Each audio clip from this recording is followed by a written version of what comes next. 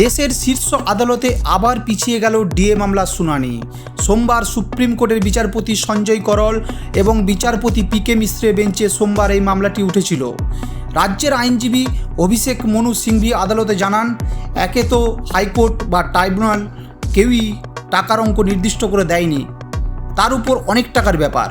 আদালতের নির্দেশ কার্যকর করতে চায়, কিন্তু 25% বকেয়া ডিএ মেটানোর অর্থ জোগাড় করতে কিছু সময় লাগবে। বিচারপতি করল প্রশ্ন তোলেন, কেন সব পক্ষ ডিএ মামলার শুনানির জন্য প্রস্তুত নয়? রাজ্যের আইনজীবীর উদ্দেশ্যে তার মন্তব্য, এখনই আমরা পুরো মামলার শুনানি করব, আপনি সওয়াল করুন। সুপ্রিম কোর্ট এদিন জানান, প্রয়োজনে রোজ শুনানি হবে। সেই অনুযায়ী আগামীকাল অর্থাৎ মঙ্গলবার সব পক্ষের বক্তব্য শুনবে সর্বোচ্চ আদালত। আপনারা প্রকাশ পায় আর কি, এতে কোয়ান্টিফাই করার দায়িত্ব কোর্টের না, কোর্টের দায়িত্ব আইন ঠিক করে দেওয়া। কোর্ট আইন ঠিক করে দিয়েছে, এখন কোয়ান্টিফাই কে করবেন না করবেন সেটা তো কোর্টের বিষয় নয়। এসব গপ্প বললেন, দেখা যাক।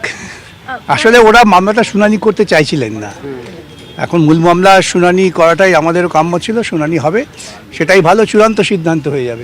যদি আমরা জিতি 100% জিততে হবে। ব্যুরো রিপোর্ট, লটারি সংবাদ।